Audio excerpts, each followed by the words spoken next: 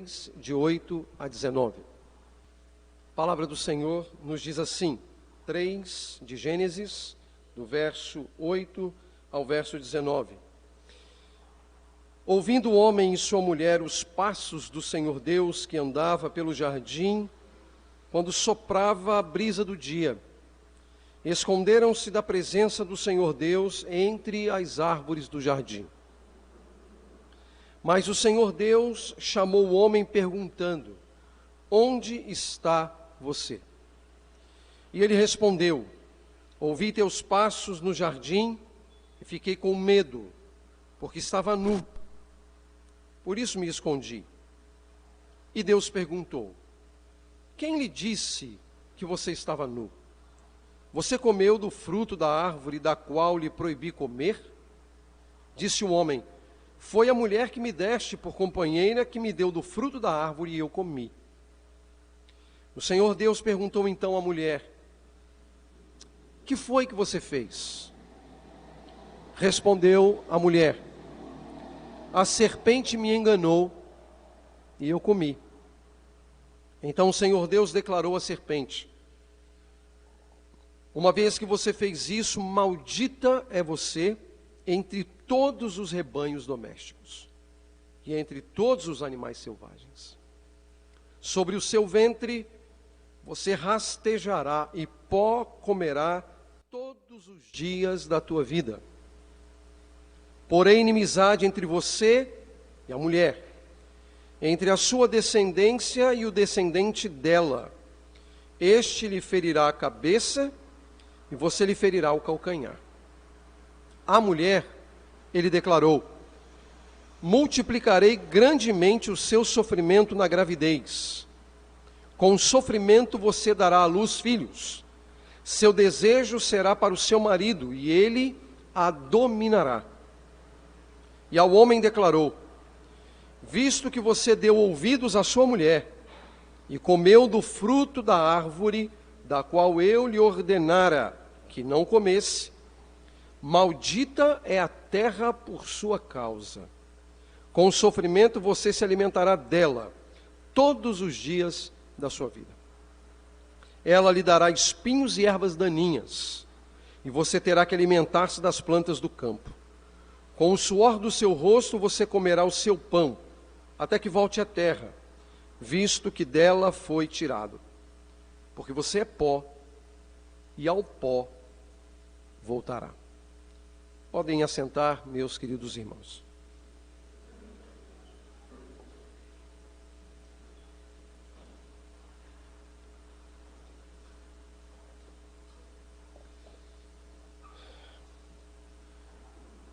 O capítulo 3, meus irmãos, de Gênesis, narra a entrada do pecado no mundo. Todas aquelas condições paradisíacas aos quais se referem os capítulos 1 e 2, foram completamente afetadas pela desobediência do primeiro casal.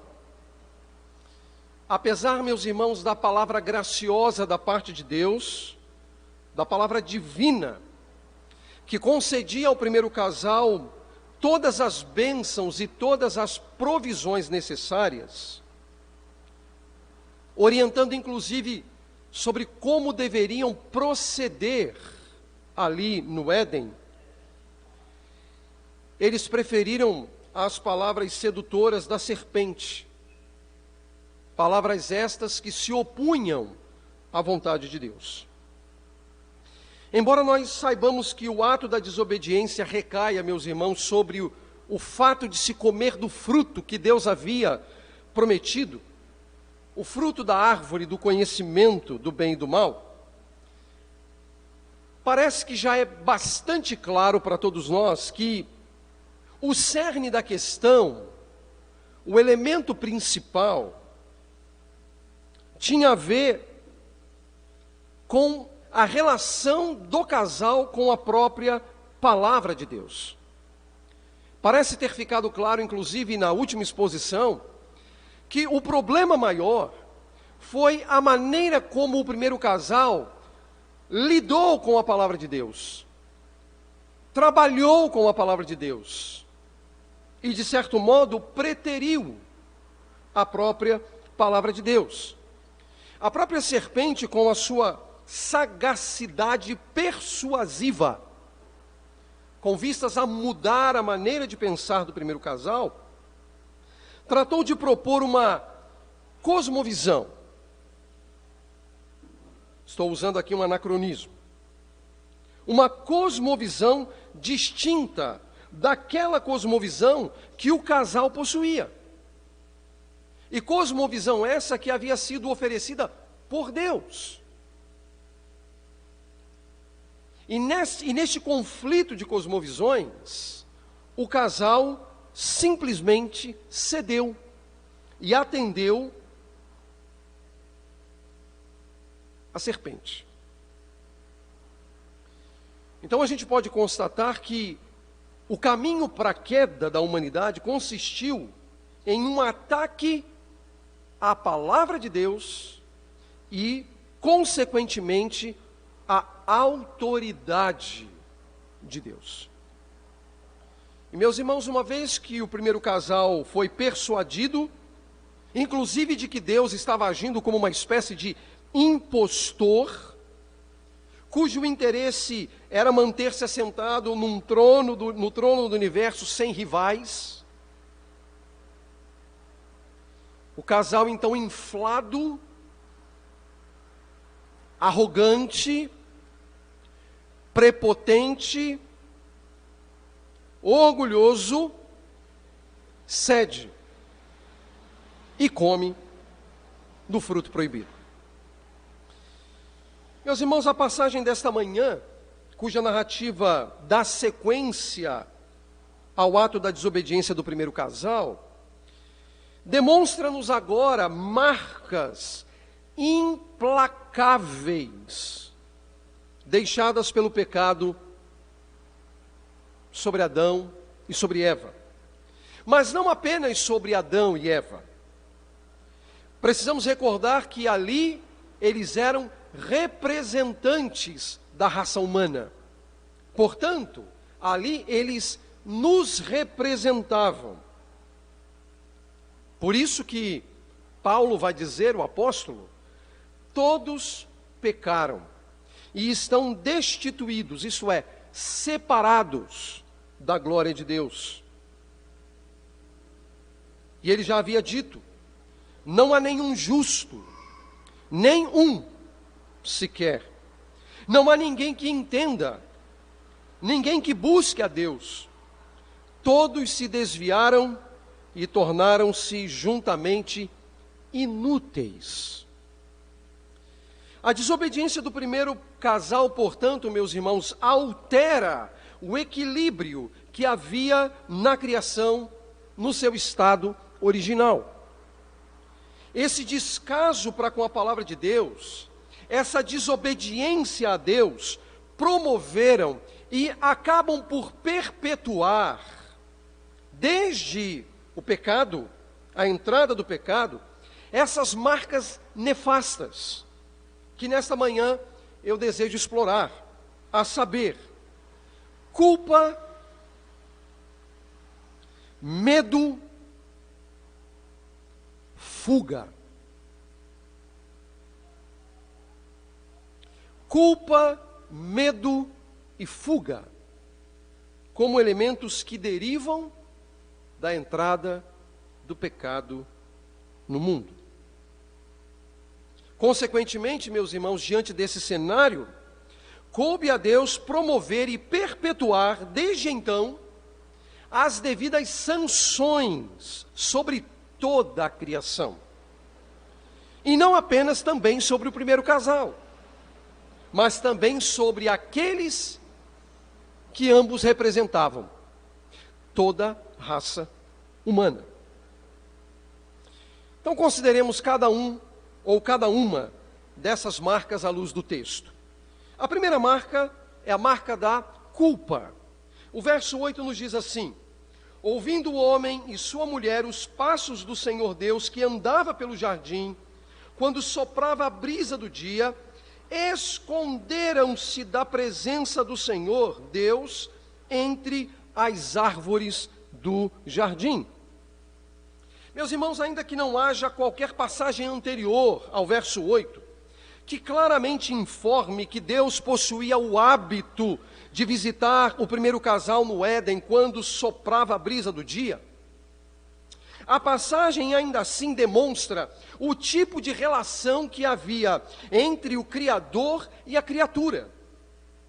Impressiona, inclusive, meus irmãos, a linguagem aproximativa de amizade entre Deus e o homem, como de duas pessoas comuns, que se encontravam em alguma hora do dia, naquele lugar aprazível, para conversar.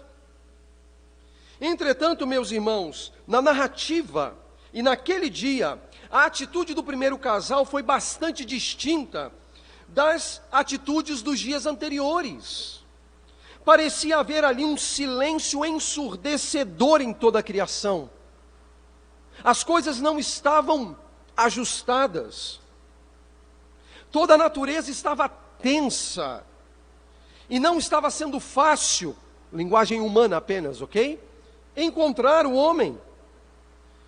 Havia baixado sobre toda a criação um novo tipo de escuridão.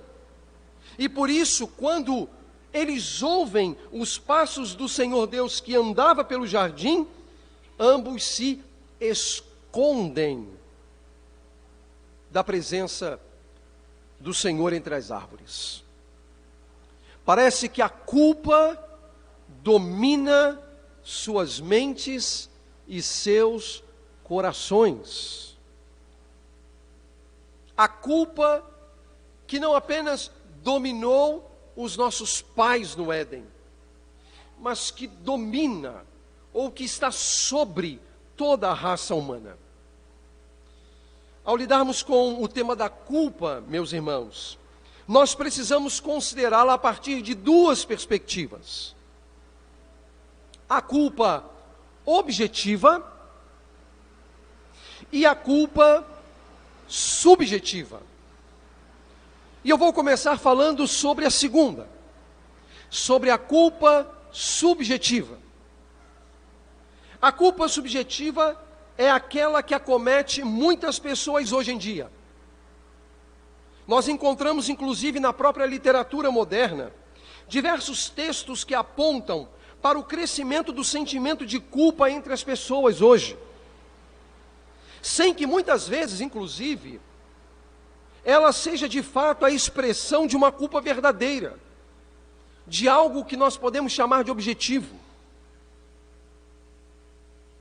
As pessoas, na sua própria vida, na sua própria natureza, vivem sob o sentimento de culpa. O sentimento de culpa por não conseguir fazer as coisas como gostaria. O sentimento de culpa por ter cometido algo que poderia ter tomado um outro caminho.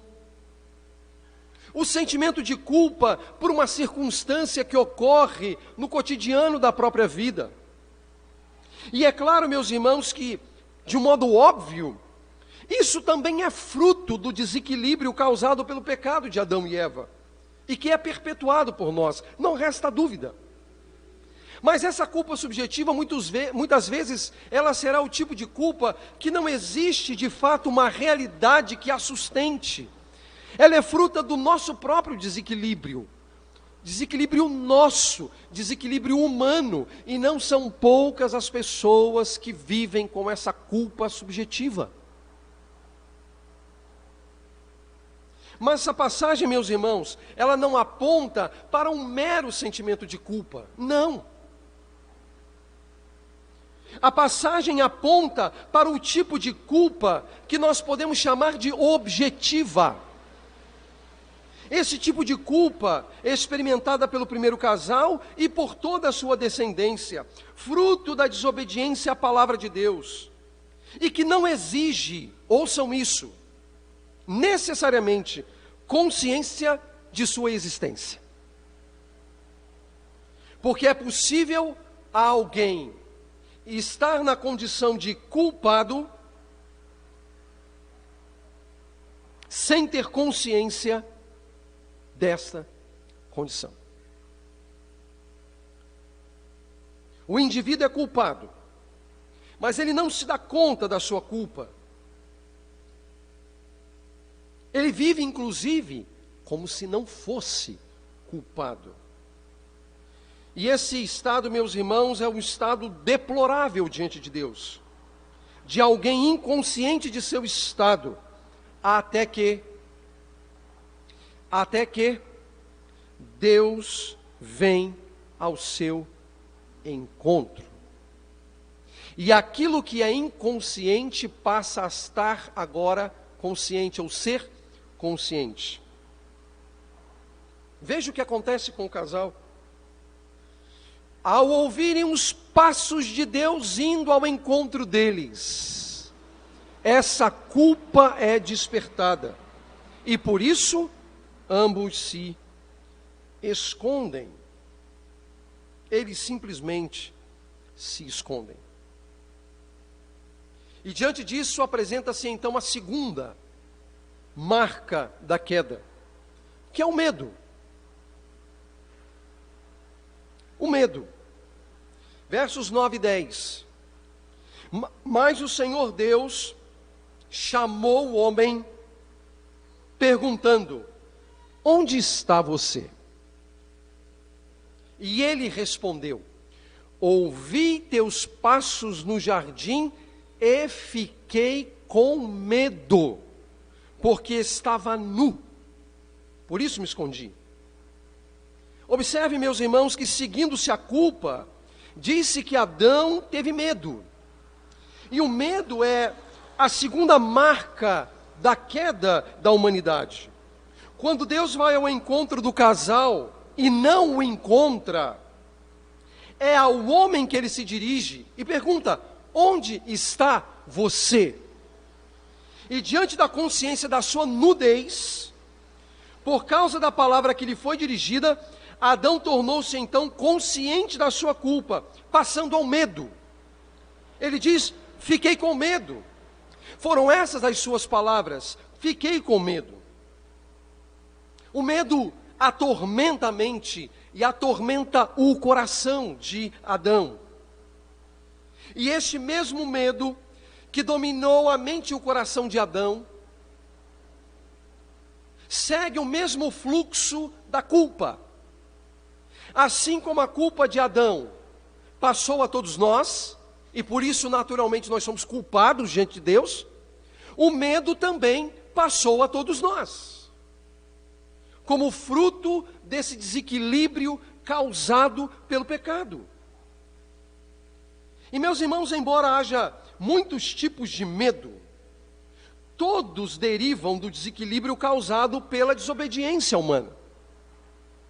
Há quem tenha medo de coisas objetivas. Por exemplo, tem gente que tem medo de serpente, de cobra. Mas tem gente que tem medo de sapo. Coisas objetivas. Mas há também quem tenha medo de coisas subjetivas. Medo de fantasma. Medo de assombração. O medo, contudo, expresso por Adão, não se iguala, meus irmãos, a qualquer um desses medos que eu mencionei. Seja de um animal, ou seja de uma coisa subjetiva. Adão teve medo da ameaça que Deus se constituía para ele, em decorrência da sua desobediência. E Adão estava certo. Era preciso ter medo mesmo. É preciso observar, meus irmãos, que o medo de Adão o afastara da presença de Deus. Ele havia perdido o prazer da presença de Deus. A sua nudez não era apenas física. Engana-se. Quem imagina que a nudez de Adão fosse apenas física. Era física também. Mas ela era também existencial, a qual buscou cobrir por meio de artifícios meramente humanos. Diz o texto, no verso 7 do capítulo 3, que ele achou que folhas de figueira seriam capazes de tapar não apenas as suas partes íntimas, mas de voltar a ser aceito por Deus. Mas em pouco tempo, logo descobriu a ineficácia de suas obras, pois ao se dar conta da aproximação de Deus, ele se escondeu juntamente com sua mulher. Portanto, as folhas de figueira não foram capazes de cobrir a sua nudez. Então nós temos um homem que está consciente da sua culpa, e também um homem que está consciente do seu medo de Deus.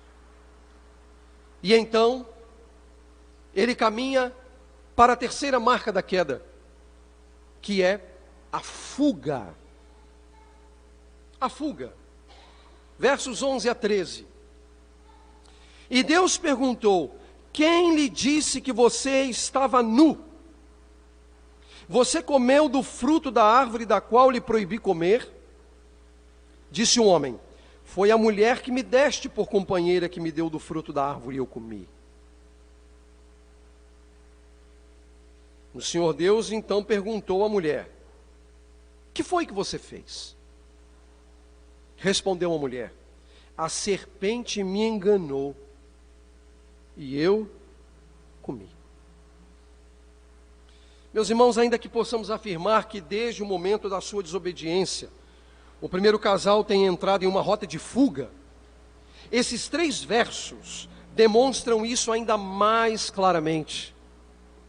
A confissão de Adão provocou intervenções divinas. Primeiramente, Deus inquiriu de Adão a razão para a consciência de sua nudez, indo direto ao ponto, isto é, você comeu do fruto da árvore da qual lhe proibi comer? E diante de sua resposta, foi necessário também inquirir a mulher: que foi que você fez? Deus os estava colocando na parede. Entretanto, meus irmãos, não é possível ler esses versos sem atentarmos para a sutileza das respostas de Adão e Eva. E que isso fique claro para todos nós. Adão responsabilizou Eva. E em certa medida, até mesmo ao próprio Deus. Ouça a resposta. Disse o homem: foi a mulher que me deste por companheira, que me deu do fruto da árvore e eu comi. O que Adão faz? Ele projeta a responsabilidade no outro. Ele está sob culpa, ele está sob medo, ele está numa rota de fuga, e nessa rota de fuga, ele traz a responsabilidade sobre sua esposa também. E diz: olha, ela me deu do fruto, e eu comi, mas lembrando que ela é a companheira que o Senhor me deu. Fuga. Mas a mulher agiu diferente? Não. Ao ser inquirido por Deus, ela simplesmente disse: a serpente me enganou, eu comi. Fuga. Projeta sobre a serpente a responsabilidade. Esses fatos são todos verdadeiros. Não dá para dizer que eles não são verdadeiros. Entretanto, as respostas dadas por eles é projeção de culpa sobre o outro. Sob culpa e medo, eles transferiram ao outro o que era de sua responsabilidade. O homem e sua mulher estabelece um padrão, inclusive, que perpetua até hoje.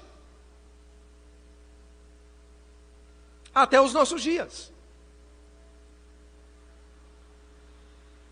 Maridos fazem isso com a esposa. Esposas fazem isso com o marido. Pais fazem isso com os filhos. Filhos fazem isso com os pais. O problema é sempre o outro. Como disse o filósofo existencialista, o inferno é o outro.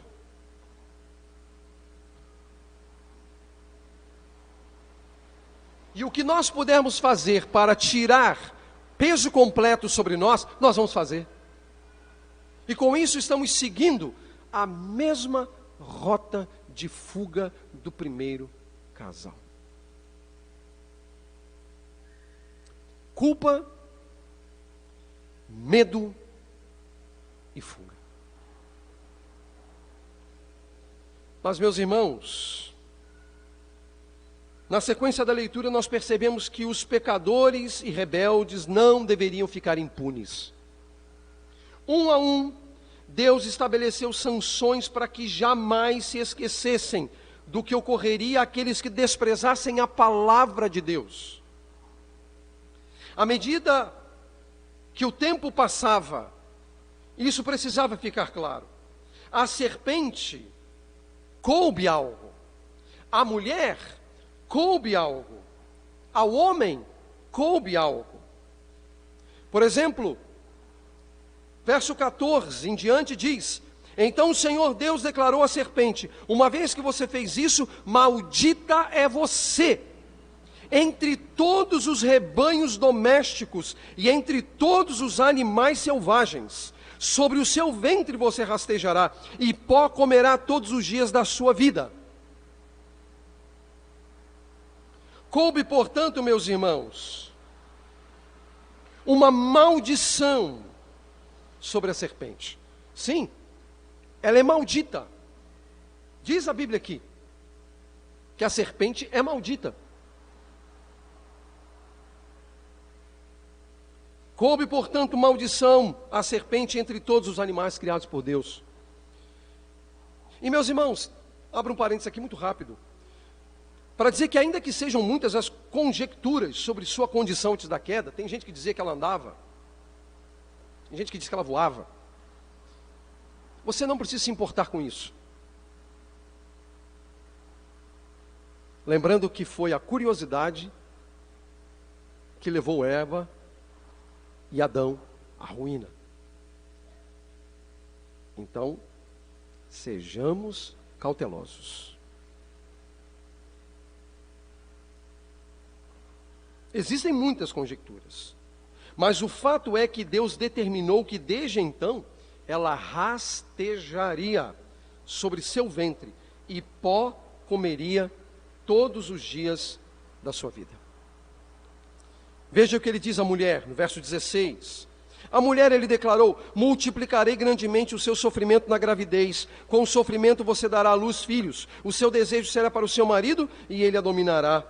A mulher coube grande sofrimento em sua gravidez, podendo indicar não necessariamente, ouçam isso, podendo indicar não necessariamente o período de gestação. Sim, é isso mesmo. Por uma pergunta simples que eu posso lhes fazer: qualquer metodologia humana pode amenizar a sanção estabelecida por Deus sobre a mulher? É possível? É possível ao homem criar um caminho que possa abrandar o sofrimento que aqui está estabelecido sobre a mulher? Por que eu digo isso? Porque hoje há muitas mulheres que já têm filhos sem sofrer dor. Não é verdade? A pergunta é: o homem tem a capacidade de abrandar a sanção divina? Não. Por isso que eu digo, aqui não é apenas a questão das dores de parto, como alguém pode imaginar,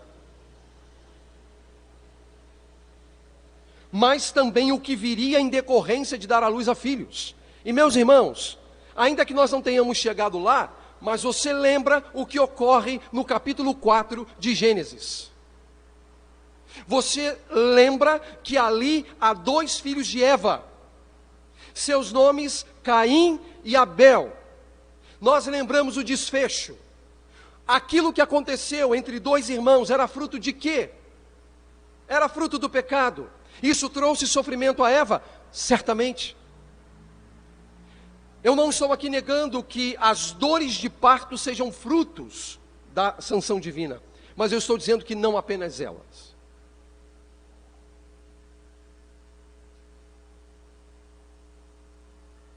O pecado tem feito muitos pais sofrerem.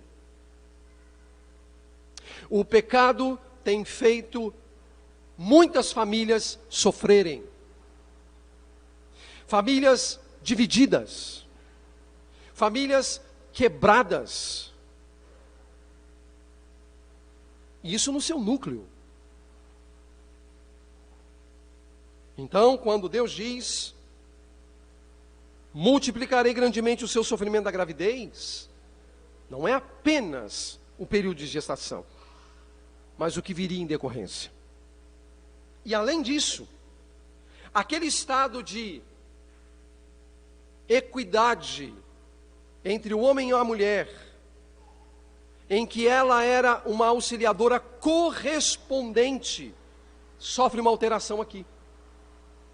Porque agora, o seu desejo será para o seu marido, e ele a dominará. Olha o que o pecado faz. O que mostra, meus irmãos, o desequilíbrio afetando as relações sociais e afetando também a família. Ao homem, Deus diz, verso 17: visto que você deu ouvidos à sua mulher, e comeu do fruto da árvore da qual eu lhe ordenara que não comesse, maldita é a terra por sua causa. Com sofrimento você se alimentará dela todos os dias da sua vida. Ela lhe dará espinhos e ervas daninhas, e você terá que alimentar-se das plantas do campo. Com o suor do seu rosto você comerá do seu pão, até que volte à terra, visto que dela foi tirado, porque você é pó, e ao pó voltará. Coube, portanto, ao homem, meus irmãos, pelo seu ato, amaldiçoar a terra por ter dado ouvidos à mulher. Sim, a terra foi amaldiçoada. E em decorrência disso, meus irmãos, haveria sofrimento na busca pelo alimento. A terra já não daria o fruto dentro da sua naturalidade. Haveria necessidade de grande esforço. Grande esforço. Grande trabalho. Levando inclusive à exaustão. Mas é bem interessante essa relação de Adão com a terra, porque a terra é amaldiçoada e ele vai voltar para a terra. Observaram isso? É isso que o texto diz. A terra é amaldiçoada e Adão vai voltar para a terra, porque você é pó e ao pó voltará. Por que isso? Se você voltar algumas semanas atrás, ao falar da criação do homem, você vai lembrar que a palavra que é utilizada para a humanidade, para o homem ali, ela deriva da palavra terra. A palavra terra em hebraico se diz Adamá. E da Adamá vem Adam. Da terra vem Adão. Uma vez que a terra é amaldiçoada por causa de Adão, ele também vai voltar para a terra. O que se estabelece aqui, meus irmãos? A morte. Como fruto do pecado. O trabalho seria penoso e a morte seria a sua paga. Sim. Talvez por isso Paulo diria mais tarde que o salário do pecado é a morte. Mas, meus irmãos, as sanções não foram determinadas apenas para pecadores, sobre o homem, sobre a mulher, mas também sobre o pecado e sobre a serpente, sim. O pecado e a serpente. Que devemos lembrar que, segundo o Apocalipse, capítulo 12, verso 9, é o próprio diabo. Em Apocalipse 12, 9, a antiga serpente, que é uma referência a Gênesis 3, é o próprio diabo. E o verso 15, meus irmãos, ele é glorioso. Porque nós estamos diante da intervenção divina. Deus parece que não abandonará o desertor, o corrupto, o pecador, o iníquo, o transgressor. Verso 15 nos diz: porém inimizade entre você e a mulher, falando a serpente, entre a sua descendência e o descendente dela, este lhe ferirá a cabeça e você lhe ferirá o calcanhar. O verso 15, meus irmãos, nos apresenta aquilo que tem sido chamado de proto-evangelho. Isto é, o evangelho que vem primeiro, ou o primeiro anúncio do evangelho. Estava estabelecida a oposição entre a descendência da serpente, constituída de um reino impostor e paralelo, frontalmente oposto a Deus, e o próprio descendente da mulher, que atacado em seu calcanhar, indicando sofrimento futuro, esmagaria a cabeça da serpente, isto é, o próprio Cristo. O próprio Cristo. O mesmo Cristo que viria para destruir as obras do diabo, conforme 1 João capítulo 3, verso 8. Nem o pecado e nem a serpente ficariam impunes. Era uma questão de tempo. E meus irmãos, esse tempo chegou. Em Cristo. Quando toda aquela desordem começa a ser novamente ordenada. Onde Deus vai começando a trabalhar para colocar as coisas nos seus devidos lugares. Só que, se lá na criação, Deus primeiro fez todas as coisas para depois colocar o homem, agora, Deus está recriando um povo para então recriar todas as coisas. Porque primeiro Deus está recriando um povo para depois criar novos céus e uma nova terra, onde não habitará corrupção, pecado, iniquidade, transgressão. Isso é graça em andamento de um Deus que não desistiu de pecadores. De um Deus que vai até as últimas consequências através de seu Filho para remir pecadores, para salvar pecadores, para intervir na história e também nisso glorificar o seu nome. Diante disso, meus irmãos, faço 3 rápidas aplicações. Primeiro, os estados de culpa e medo apontam para a ineficácia das obras humanas para reajustarem suas vidas diante de Deus. Irmãos, amigos, todas as vezes que nós tentarmos resolver o nosso impasse com Deus, resolvermos as nossas dificuldades em relação a Deus, resolver as nossas mazelas em relação a Deus, a partir dos nossos pressupostos pessoais, nós não alcançaremos êxito, porque não há absolutamente nada que eu possa fazer, ou que você possa fazer, que dará um basta nesse litígio, nesta guerra, nesta briga, nesta inimizade natural que existe entre o homem e Deus, por causa do pecado. É como disse o profeta Isaías, todo o nosso esforço, irmãos, todos os nossos esforços, são como trapos de imundícia. E eu preciso lembrar a vocês o que é o trapo de imundícia. Hoje, quando as mulheres estão no período de menstruação, elas utilizam os seus absorventes, higienicamente falando, naturalmente falando. Mas naquela época não era assim. Toda mulher tinha um pano. E aquele pano era usado e lavado, usado e lavado, usado e lavado, de modo a ser um pano impuro. Quando o profeta Isaías fala que a nossa justiça é como o trapo de imundícia, ele está dizendo que a nossa justiça é como aquele pano usado e lavado para o período de menstruação. É imundo.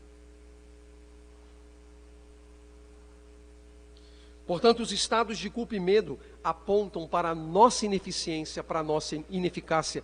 Nós não temos condições de resolver o nosso impasse, o nosso problema, o nosso estado de morte diante de Deus.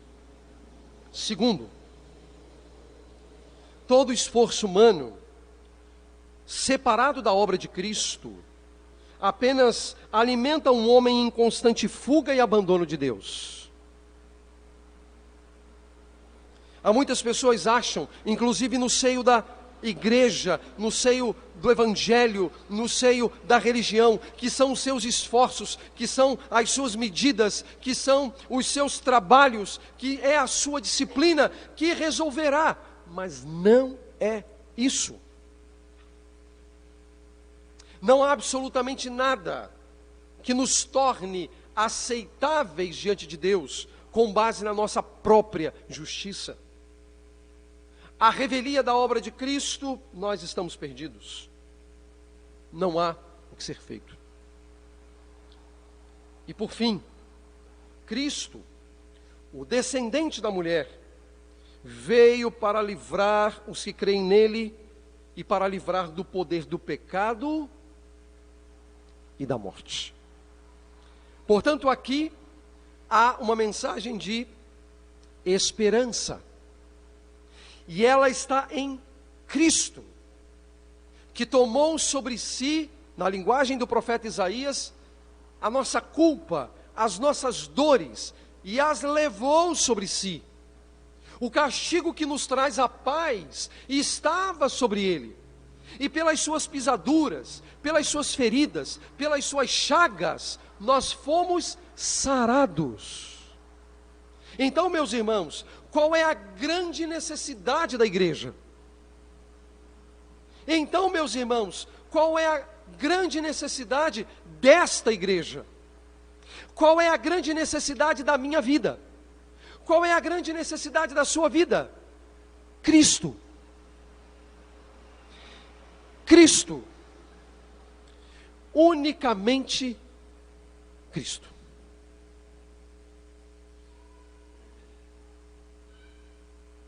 Ele nos livra do poder das trevas.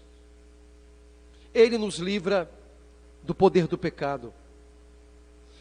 E Ele concede vida a mortos, como eu e você, no estado natural, sem Ele. Porque agora, uma vez que estamos nele, estamos vivos, livres para servir ao Senhor, para viver para a sua glória, para exaltar o seu nome. O pecado, meus irmãos, não desajustou apenas a dinâmica da criação, provocando desordem e caos, alterando as relações de forma e conteúdo, mas também desajustou a existência humana. O diabo, que é o ladrão, ele veio apenas para roubar, para matar e para destruir, mas Cristo veio para que tivéssemos vida e vida abundante.